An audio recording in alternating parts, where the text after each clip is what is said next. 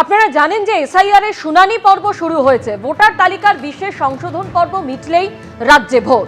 পাখির চোখ 2026-এর বিধানসভা নির্বাচন। নতুন বছরের শুরুতে প্রচার শুরু করছে তৃণমূল। তার আগেই রাজ্যে হাই ভোল্টেজ প্রচারে বিজেপি। প্রধানমন্ত্রী নরেন্দ্র মোদীর পর পশ্চিমবঙ্গে আসছেন কেন্দ্রীয় স্বরাষ্ট্রমন্ত্রী অমিত শাহ।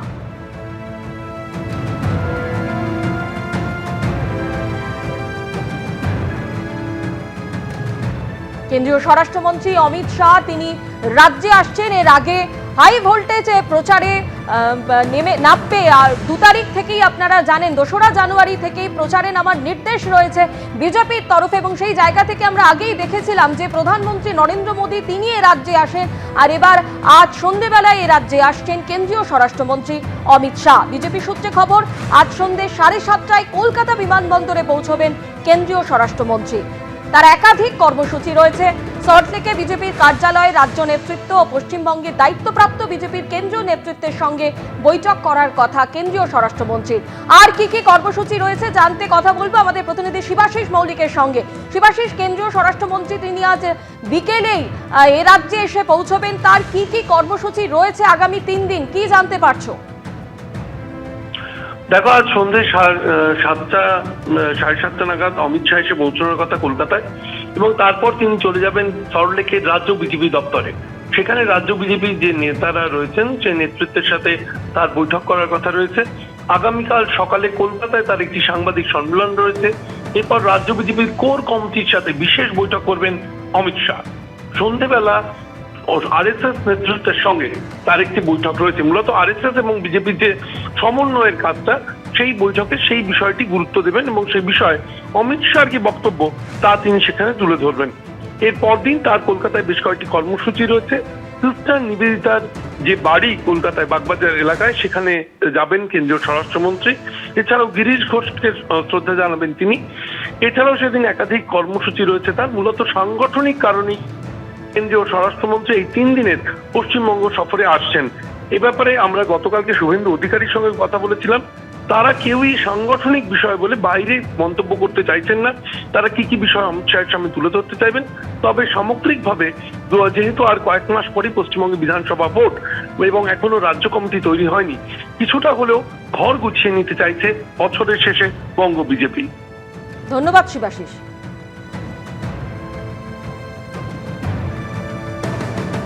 3 দিনের সফরে আজ রাজ্যে আসছেন কেন্দ্রীয় স্বরাষ্ট্রমন্ত্রী অমিত শাহ। আর বিধানসভা ভোটের আগে কেন্দ্রীয় স্বরাষ্ট্রমন্ত্রীর এই সফর ঘিরে রাজনৈতিক বাকযুদ্ধ এবং সেটাও কিন্তু চরমে উঠেছে। এই রাজ্যে মূল লড়াই বিজেপির সঙ্গে তৃণমূল আঞ্চলিক দল, পিসিআর ভাইপো নির্ভর পার্টি, পুলিশ আছে তাই বাঁচাচ্ছে, বিজেপি সর্বভারতীয় পার্টি, তার প্রধান নেতার নাম নরেন্দ্র মোদী, তার জাতীয় সভাপতির নাম জেপি নাড্ডা, তার রাষ্ট্রীয় নেতার নাম অমিত শাহ। আসবেন তো, বারেবারেই আসবেন, উৎসাহিত করবেন। পশ্চিমবঙ্গটা তো আর ভারতবর্ষের বাইরে নয়, আর বিজেপি তো আঞ্চলিক পার্টি নয়, পরিবারবাদী পার্টি নয়, বিজেপি জাতীয় পার্টি। এর আগে 2021-এর নির্বাচনে মাননীয় অমিত শাহজি বারবার এসেছেন, বলেছেন আবকি বার 200 পার, 75-এ থেমে গেছিলেন। আমি শুধু এটার জন্য বসে আছি, এবার আবকি বার শুধু 300 পার এইটা বলে দিন, কারণ স্বাভাবিক নিয়মেই বিজেপি 50 পেরোবে না। সুতরাং অমিত শাহজি আসবেন থাকবেন সেটা তাদের দলীয় ব্যাপার। এই ব্যাপারে তৃণমূলের কোনো উৎসাহ নেই, বাংলার মানুষেরও কোনো উৎসাহ নেই। ঝাড়গ্রাম ও উলুবেড়িয়া 2 জেলায় পরিবর্তন সংকল্প যাত্রায় অংশ নিলেন শুভেন্দু অধিকারী ও সুকান্ত মজুমদার। দুজনের বক্তব্যেই উঠে এলো লক্ষ্মীর ভান্ডার প্রসঙ্গ। নারী নিরাপত্তা থেকে দুর্নীতির অভিযোগ, একাধিক ইস্যুতে তৃণমূলকে নিশানা করলেন তারা। পাল্টা জবাব দিয়েছে তৃণমূলও। আপনারা মমতাকে প্রাক্তন মুখ্যমন্ত্রী করবেন তো মমতা বন্দ্যোপাধ্যায়ের আঁচল ধরে, তার প্রশ্রয়ে, তার আশীর্বাদে যা কিছু আজকে হয়েছেন শুভেন্দু অধিকারী, নয়তো কে চিনতো তাদের? কয়েক মাস পরেই বিধানসভা ভোট, তৃণমূলকে সরিয়ে ক্ষমতায় আসার হুঁশিয়ারি দিচ্ছে বিজেপি। অন্যদিকে তৃণমূলের দাবি মমতা বন্দ্যোপাধ্যায় ফের মুখ্যমন্ত্রী হবেন। রাজনৈতিক এই আকচা আকচির মধ্যেই দুই জেলায় পরিবর্তন সংকল্প যাত্রায় অংশ নিলেন শুভেন্দু অধিকারী ও সুকান্ত মজুমদার। 2021-এর বিধানসভা নির্বাচনের আগে লক্ষ্মীর ভাণ্ডার প্রকল্প ঘোষণা করে মাস্টার স্ট্রোক দিয়েছিলেন মমতা বন্দ্যোপাধ্যায়। তারপর মহিলা ভোটের সিংহভাগই যায় তৃণমূলের ঝুলিতে। 26-এর নির্বাচনের আগে লক্ষ্মীর ভাণ্ডার প্রকল্প নিয়ে এবার নতুন আশ্বাস শোনা গেল বিজেপির গলায়। বিজেপি এলে লক্ষ্মীর ভান্ডার শুধু থাকবে তা নয়, তৃণমূল ভোটের আগে লক্ষ্মীর ভান্ডার বাড়াবে। আমরা জানি সুকান্ত মজুমদারের কথা নড়চড় হয় না, তৃণমূল যে টাকা বাড়াবে তার থেকে 1 টাকা বেশি হলেও বিজেপি আপনাদেরকে লক্ষ্মীর ভান্ডারে যাবে দেবে, সেই গ্যারান্টি আমরা দিয়ে যাচ্ছি। পশ্চিমবঙ্গে লক্ষ্মীর ভাণ্ডার প্রকল্প চালু হওয়ার পর 2023 সালে বিজেপি শাসিত মধ্যপ্রদেশে লাডলি বেহেনা এবং সম্প্রতি ভোটের ঠিক আগেই মহিলা রোজগার যোজনা ঘোষণা করে এনডিএ শাসিত বিহার। সেই প্রসঙ্গ টেনে কটাক্ষ করতে ছাড়েনি তৃণমূল। যা কিছু সব মমতাকে অনুকরণ করে আগে বলেছিলেন লক্ষ্মীর ভান্ডার হচ্ছে ভিক্ষার দান, নেবেন না। আজকে 180 ডিগ্রি পাল্টে গিয়ে বলছেন লক্ষ্মীর ভান্ডার আমরা বাড়িয়ে দেব। বিপদকালে বিপরীত বুদ্ধি, এটা বোঝা যাচ্ছে। রবিবার ঝাড়গ্রামের বাঁকড়া আটচালিতে পরিবর্তন সংকল্প সভায় অংশ নেন শুভেন্দু অধিকারী। সেখান থেকে মমতা বন্দ্যোপাধ্যায়কে আক্রমণ শানান তিনি। এই জঙ্গলমহলে তৃণমূল কংগ্রেস 1998-তে প্রতিষ্ঠা পেলেও মমতা ব্যানার্জি জানতেন না কোন রাস্তা দিয়ে ঢুকতে হয়, কোথা দিয়ে বেরোতে হয়। 2010 সাল থেকে লাগাতার এই এলাকায় কাজ করেছিলাম। মমতা ব্যানার্জির আমলে কাজ না পেয়ে বাইরে চলে গেছেন।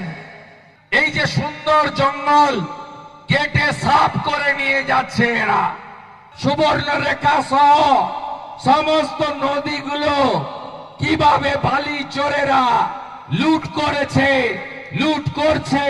শুভেন্দু অধিকারী বলছেন মমতা বন্দ্যোপাধ্যায় নাকি 2010 অব্দি জঙ্গলমহলে ঢুকতে পারেননি এবং শুভেন্দু অধিকারীর হাত ধরে তিনি জঙ্গলমহলে ঢুকেছেন। আমার মনে হয় উনি মমতা বন্দ্যোপাধ্যায়ের যে সংগ্রামের ইতিহাস, সেই ইতিহাসটা ভুলে গেছেন বা নিজের গুরুত্ব বাড়ানোর চেষ্টা করছেন।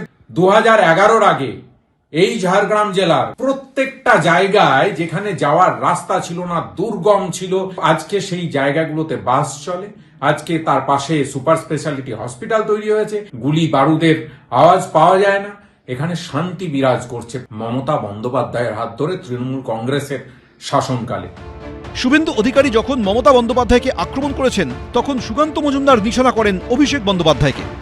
কালীঘাটের কাকু, তার ভয়েস রেকর্ডিং পাওয়া যাচ্ছে। সেই ভয়েস রেকর্ডিং এ বলছে অভিষেককে 25 কোটি দিলেই হবে। এটা কোন অভিষেক? পিসি না থাকলে যাকে কেউ চিনতে পর্যন্ত পারতো না, সে বড় বড় কথা বলছে। অভিষেক বাবু, আপনাকে স্পষ্ট বলতে চাই, চুরি করে সুকান্ত মজুমদারকে যদি জিততে হয়, 1 লক্ষ ভোটে জিততেও সুকান্ত মজুমদার রাজি নয়। সততার সাথে যদি 5 ভোটে জিতি, সেইটা সততার ভোট। একজন যদি বলতে পারে, প্রমাণ করতে হবে না যে সুকান্ত মজুমদার আমার কাছ থেকে 5 টাকা চেয়ে নিয়েছে, সুকান্ত মজুমদার রাজনীতি ছেড়ে দেবে, সুকান্ত মজুমদার রাজনীতি করবে না।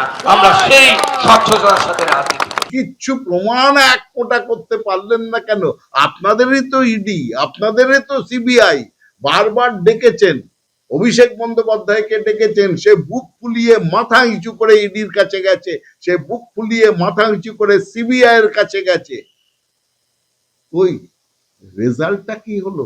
0, হক্কা। আর তারপরে আবার বলছেন এইসব কথা। সাহস থাকলে প্রকৃষ্ট প্রমাণ দিয়ে বলবেন।